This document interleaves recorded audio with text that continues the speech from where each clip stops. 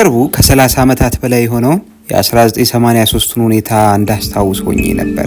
ይህም የሆነው ተከስቶ በነበረው የፌዴራል መንግስትና የህወሓት ጦርነት ወቅት የጦርነቱ መራዘምና መወሳሰብን ተከትሎ የሀገራችን ጠቅላይ ሚኒስትር ሁሉም ሰው ራሱንና አካባቢውን እንዲጠብቅ ካስተላለፉት መልእክት በኋላ ነበር። ጦርነቱ አሳዛኝና አስጨናቂ መሆኑ አዲስ ባይሆንም ያም መልእክት በሰማው ጊዜ ግን በደርግ ውድቀት ወቅት ያሳለፍኩትን ከፍተኛ የስጋት ጊዜ አስታውሶኝ ነበር። የሚመሩንና ልንሰጋ ስንል የሚያበረቱን ራሳቸው የመናወጥና የመረበሽ ስሜት በግልጽ ሲታይባቸው ከእግዚአብሔር በታች በምድር ጠባቂዎቻችን ናቸውና በህዝብ ላይ የሚፈጥረው ያለመረጋጋት ስሜት ከፍተኛ ነው። አስጊ ሁኔታዎች እንዳንዣበቡ በተሰማ ጊዜ ሁሉ ለክፉ ቀን እንድዘጋጅ አጥብቃ የምትነግረኝን የእናቴ ምክር ለመጀመሪያ ጊዜ ተግባራዊ ለማድረግ ተገደድኩ። ቤቢዬ፣ ሰሞኑን ጥሩ ነገር አይሰማም። እባክሽ ግድ የለሽ አትሁኚ። ውሃ፣ ደረቅ ነገሮችና ጥራጥሬ በርከት አድርገሽ ሸምተሽ አስገቢ በማለት ኮሽ ባለ ቁጥር የማሳሰቢያ ጥሪ የምታደርሰኝን የእናቴ ምክር ለአደጋ ጊዜ የሚሆንን ግብይት በመፈጸም ታዘዝኩም።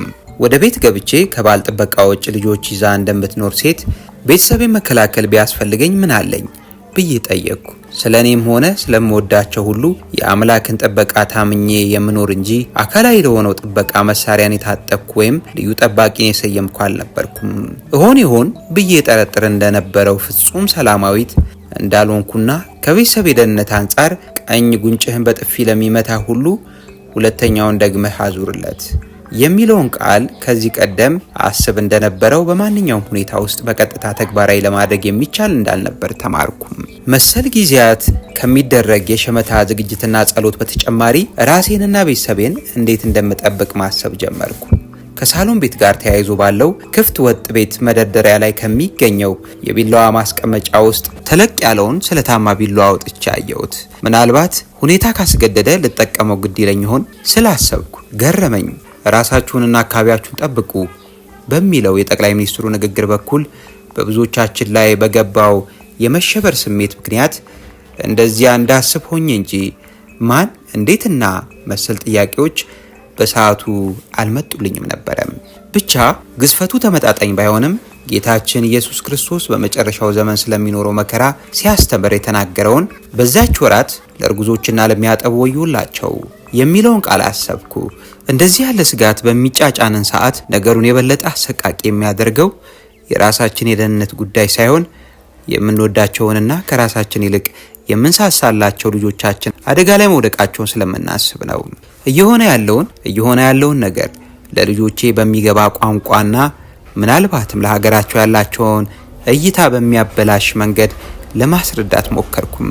ያን እያረኩ ያለው ግን በተለይም እኛ እንዲህ ነን እነርሱ እንደዚያ ናቸው በማለት ሳይሆን ሁሉንም ሰው በእኩል በሚያይ ለሁሉም እኩል በሚቆረቆር እይታ ያሳደግኳቸው ነበሩና እያንዳንዱን የሀገራችን ሁኔታ ለኔ በገባኝ መጠን ላስረዳቸው ስሞክር በነገሩ ላይ የነበራቸው ንጹህነት በመረጃ ሲገፈፍ አየሁት።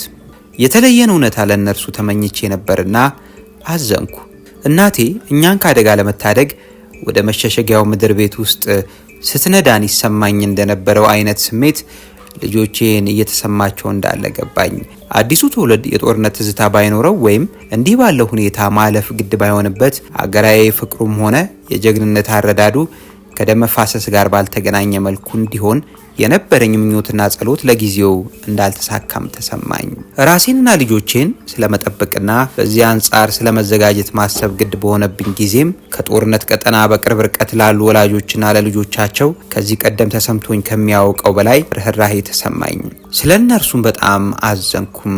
ጨቅላ ህፃናትን ይዘው ከቦታ ቦታ በጦርነት ስጋትና በአሸባሪዎች ትንኮሳ ምክንያት የሚፈናቀሉትን ሚስኪን እናትና አባቶች አሰብኩም። አይናቸው እያየ ወላጆቻቸው ፊት ለፊታቸው የተረሸኑባቸውን ከኔ ልጆች ጋር እኩል ሰብአዊ ዋጋ ያላቸውን ብዙ ነፍሳት አሰብኩም። ልጆቻቸውና ሚስቶቻቸው በታጠቁ አመፀኞች ሲደፈሩ ማስጣል ያልቻሉትን አባወራዎች ስብራት አሰብኩ። ከኔና ከቤተሰቤ በባሰ አደጋ ላይ ስላሉ እንደተለመደው እንባዬን ከጸሎት ጋር አፈሰስኩ። በተደጋጋሚ በአገር ጉዳይ ላይ ከጸለይኩት አንጻር የማየው የነገሮች መባባስን እንጂ እንደ ልመናዬ ሰላምና ደህንነት ባለመሆኑ በጸለይ ደክመኝ ጀምሯል። እግዚአብሔር አይደለም በጾም በብዙ እንባና ራስን በማዋረድ የምንገልጸውን ጸሎት በመኝታችን ጋለል እንዳልን በድካም ውስጥ በእንቅልፍ ልባችን ሳይቀር በተወሰኑ ቃላት በእምነት የምንጸልየውን ጸሎት እንደሚሰማ አውቃለሁ። በዚህ ጉዳይ ግን ስለምን መልስ ዘገየ በማለት አስብ ጀመር። ለብዙ አስርተ ዓመታት ስለተወለዱባት ምድር የማለዱ ብዙ ጸሎተኞችን ሳስብ ደግሞ የበለጠ ጥያቄ የሚፈጥር ሆኖ አገኘው። በእርግጥ እግዚአብሔር ከብዙ እኛ ካላወቅነው የባሰ ሁኔታ እንደጠበቀና እንደታደገን አምናለሁ። የጠፋውን የሰው ሕይወትና የተፈጠረውን በህዝቦች መካከል ያለ መለያየትና መከፋፋት ሳስብ ግን በጣም አዝናለሁ።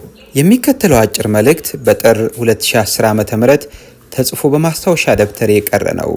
ጽሑፉን በጊዜው እንዳላጋራው የከለከለኝ ምክንያት በእርግጥ ባላስታውስም በወቅቱ በሀገራችን ከነበረው ፖለቲካዊ ውጥረት ጋር በተያያዘ በውስጥ የነበረው መልእክትና ሐሳብ የሚከተለውን ይመስል ነበረ። እኔና እንደኔ ያሉት የፍቅር ተከታታዮች ፍቅር ለነገር ሁሉ መነሻና ምክንያት እንደሆነልን ሁሉ አገራዊ ጉዳዮችንም የምናስተናግደው በፍቅር ውስጥ ነው። ፍጹሚቱ መንግስት የእግዚአብሔር መንግስት ብቻ መሆኗን ተረድተን ራሳችንን ለዘላለሙ ንጉስና ለስርዓቱ የምናስገዛ በዘላለማዊ ሀገራችን መንግስት ስርዓት ቀዳሚ በሆነው በፍቅር ሕግ ሰዎችን ሁሉ ያለ ልዩነትና ያለ ቅድመ ምክንያት ለመውደድ የምንሰለጥነን። በመጽሐፍ ቅዱሳችን ላይ ተጽፎ እንዳለው ጻድቅ የለም አንድ ስንኳን፣ አስተዋይም የለም፣ እግዚአብሔርንም የሚፈልግ የለም። ሁሉ ተሳስተዋል፣ በአንድነትም የማይጠቅሙ ሆነዋል። ቸርነት የሚያደርግ የለም አንድ ስንኳን የለም። ሁሉ ኃጢአትን ሰርተዋልና የእግዚአብሔርም ክብር ጎድሏቸዋል። በኢየሱስ ክርስቶስም በሆነው ቤዛነት በኩል እንዲያው በጸጋው ይጸድቃሉ። የዘላለም መንግስትን መብት ያገኘነው በመልካምነታችንና አሟልተን በተገኘነው ጽድቅ ሳይሆን ሰዎችን የሚወድ ስለወደደን ብቻ እንደሆነ አሳይቶናል። ሰዎችን የሚወድ ስለወደደን ብቻ እንደሆነ እያስተዋልን እኛም እንደተወደድነው እንደኛው መልካምነት የሚጎላቸውን ያለምንም ቅድመ ሁኔታ የመውደድ ግዴታ ተቀብለናል። ስለዚህ ቢያንስ በመሰረታዊ ሰብአዊ ፍቅር ሰዎችን ሁሉ እንወዳለን። እየወደቅንና እየተነሳን ዓላማችን በሆነው በዚያ በፍቅር መንገድ ላይ ጸንተን እንመላለሳለን። ሲያቅተን ኃይልን ወደሚሰጠው እንጮኻለን። አቅምን ተቀብለን እንበረታለን። ዜጋ እንደሆንበት መንግስት ስርዓትና እንደተወለድንበት ቤት ማንነት በጸጋው ሁሉን እንወዳለን። ወደ ኋላ ተመልሼ ይህን መልእክት ሳነብና ጸሎቴ ምን ያህሉ ተመልሷል ብዬ ስጠይቅ ከጥቂት ዓመታት በፊት በመቀሌ ከተማ የሆነውን አስታውሳለሁ።